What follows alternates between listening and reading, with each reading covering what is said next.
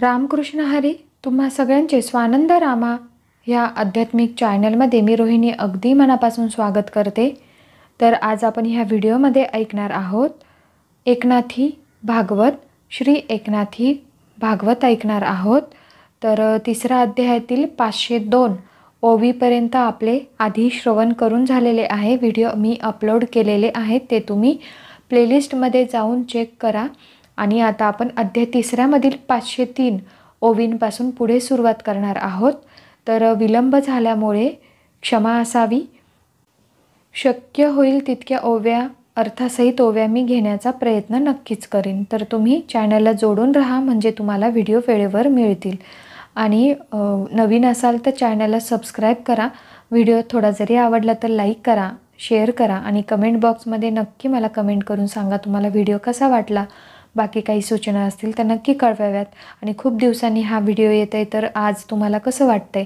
आणि रोज जर तुम्ही ऐकणार असाल तर मी रोज टाकण्याचा प्रयत्न करेल, नक्कीच प्रयत्न करेल. असं खूप वेळा मी बोलली आहे, पण आता ह्यावेळी मी मनावर घेतलेले आहे आणि थोडा वेळही मिळाला आहे. तर आता मी नक्की अपलोड करत जाईन, कारण खूप सारे ते 31 अध्याय आहेत आणि अजून मी तिसऱ्याच अध्यायावरती आहे. त्यामुळे मलाच आता खेद वाटतोय.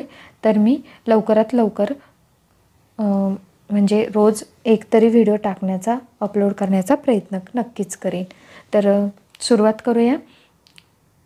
ओवी 503 सुरुवात करण्याआधी 26वा श्लोक आहे, तो आपण घेऊया.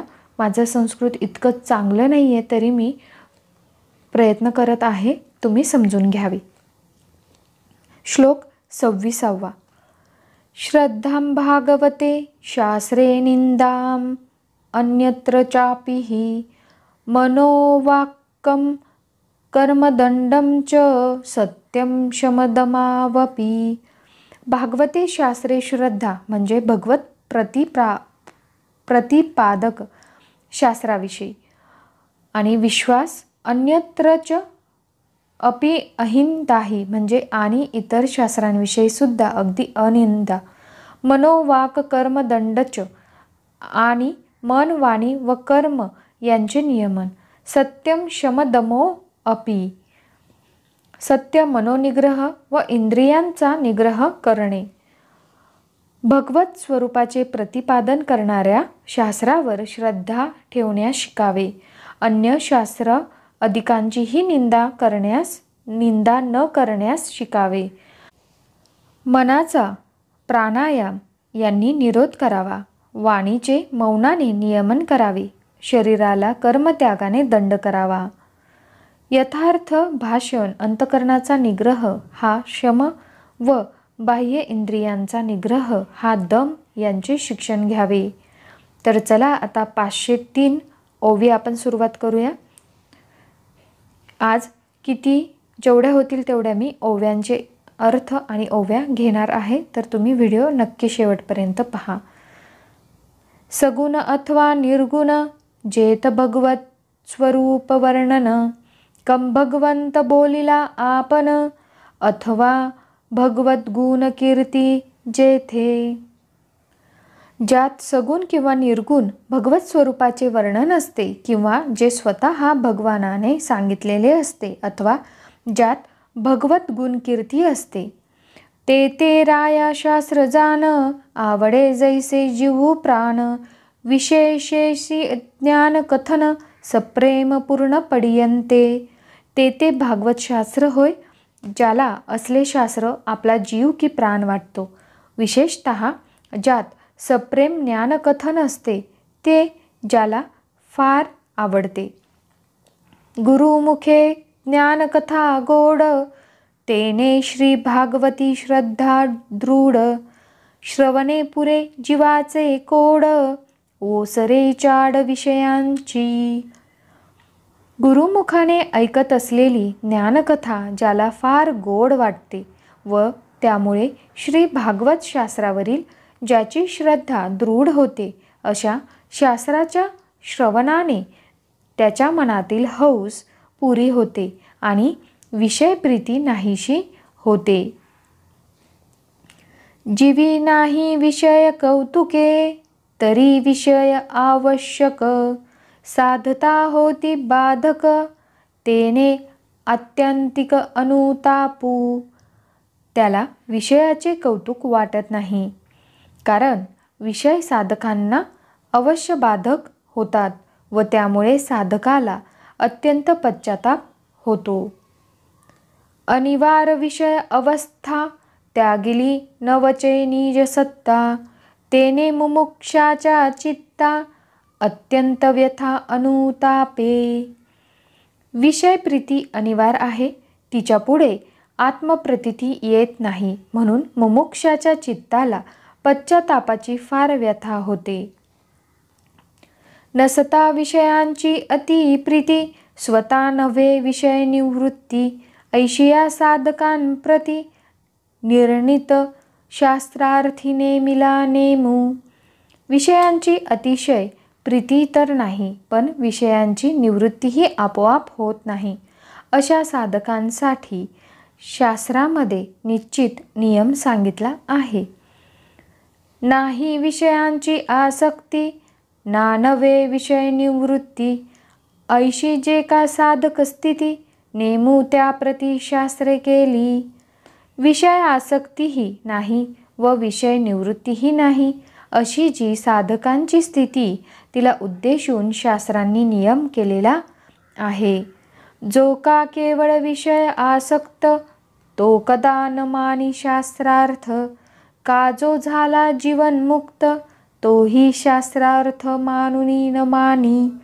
जो केवळ विषय आसक्त असतो, तो शास्त्रार्थाला केव्हाही मानित नाही, आणि जो जीवनमुक्त झाला, तोही पूर्वी जरी शास्त्रार्थ मानित असला तरी आता मानित नाही.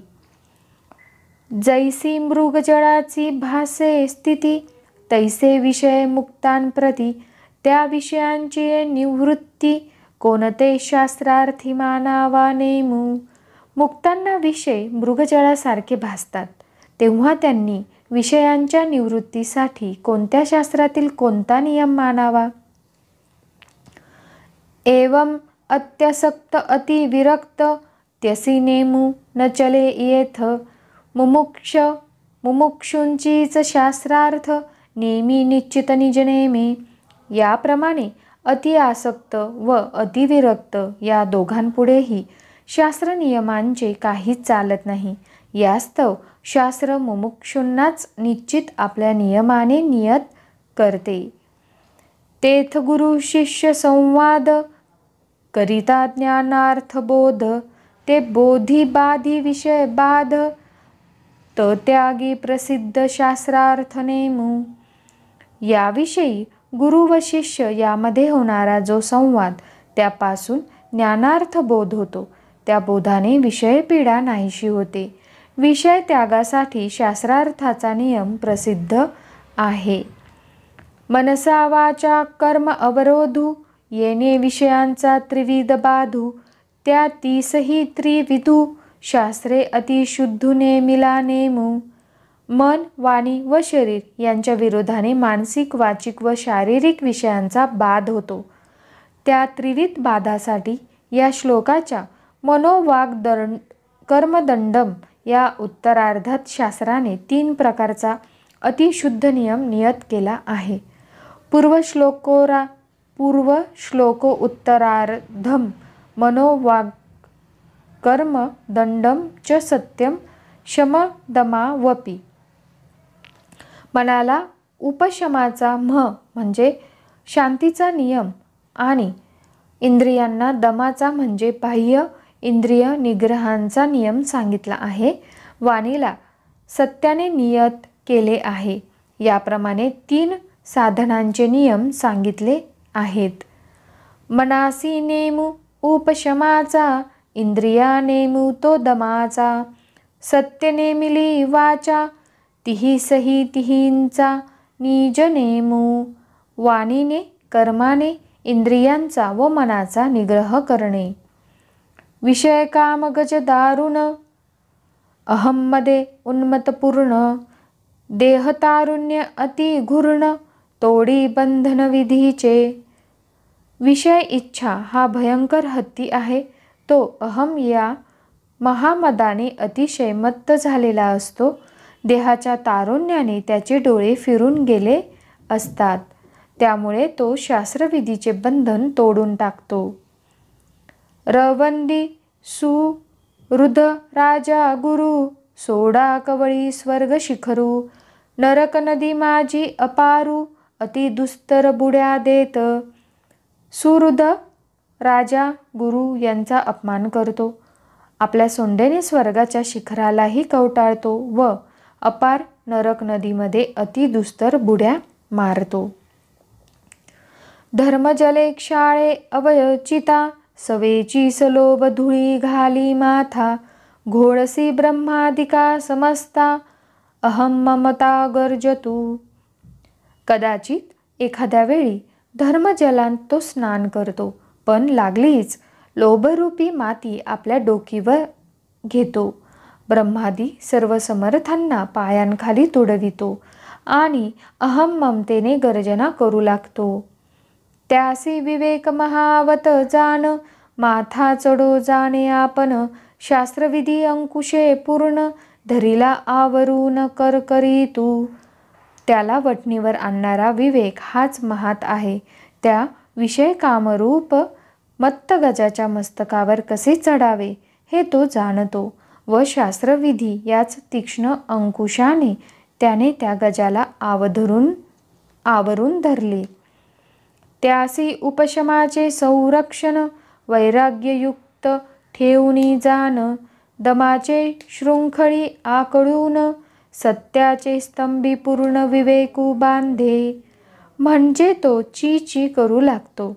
त्याचे संरक्षण करण्यासाठी त्याच्यावर वैराग्ययुक्त उपशमाचा पहारा ठेवून व दमाच्या शृंखलांनी त्याला बांधून तो विवेक महात सत्याच्या स्तंभाशी त्याला जखडून टाकतो. मनसा वाचा कायिक कर्म, येणे विषय बाधा बाधी परम.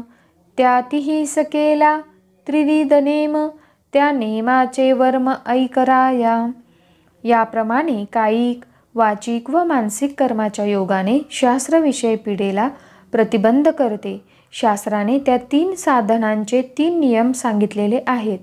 राजा, त्यांचे वर्म मी तुला सांगतो. आता शमाची ऐशी स्थिती, मनबुद्ध्यादी चित्तवृत्ती. सांडवूनी विषयासक्ती, लावी परमार्थी प्रबोधुनी. मन, बुद्धी इत्यादी चित्तवृत्तीचे नियमन करून विषयसक्ती सोडून व बोध करून शम त्याला परमार्थी लावतो.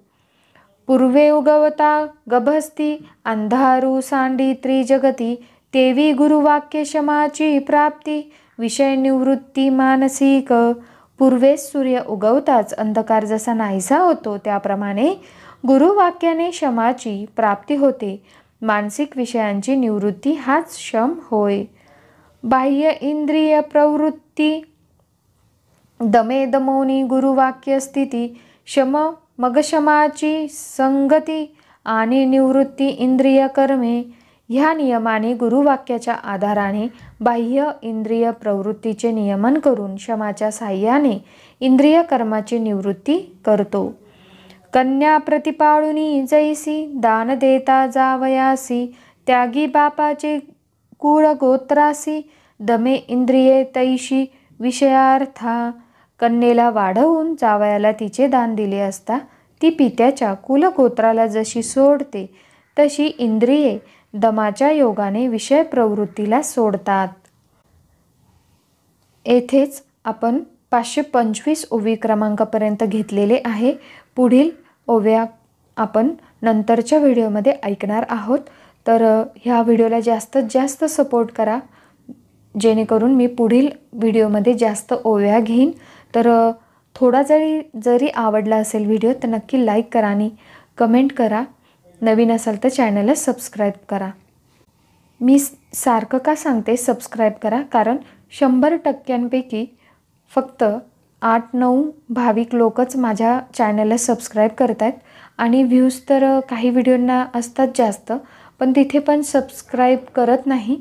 तर कृपया तुम्हाला चॅनल आवडलं असेल तर नक्की सबस्क्राईब करा, कारण कधी चॅनलचं आपण नाव विसरतो, व्हिडिओ सापडत नाही, तर नक्की सपोर्ट करण्यासाठी मलासुद्धा माझा उत्साह वाढवण्यासाठी लगेचच चॅनलला सबस्क्राईब करा. धन्यवाद.